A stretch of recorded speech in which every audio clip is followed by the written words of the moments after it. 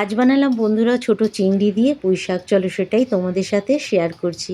এখানে পুঁই শাকের পাতাগুলো ভালো করে কেটে ধুয়ে জল ঝরিয়ে নিয়েছি, আর এখানে কুমড়ো আলুটা ভেজে নিয়েছি।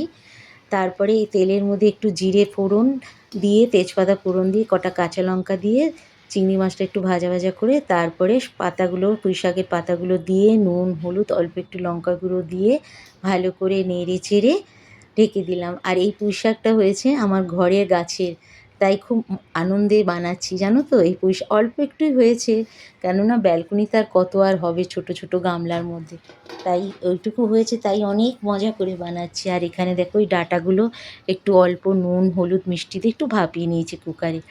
তারপরে দেখো শাকটা মজে যাওয়ার পর একটু ভালো করে নেড়ে ছেড়ে তারপরে ওর মধ্যে দিয়ে দিলাম ভাজা কুমড়ো আলু আর ডাঁটা সমেত সব কিছু দিয়ে একটু পরিমাণ মতো নুন মিষ্টি দিয়ে সব কিছু একদম ভালো করে ভেজে নিলাম।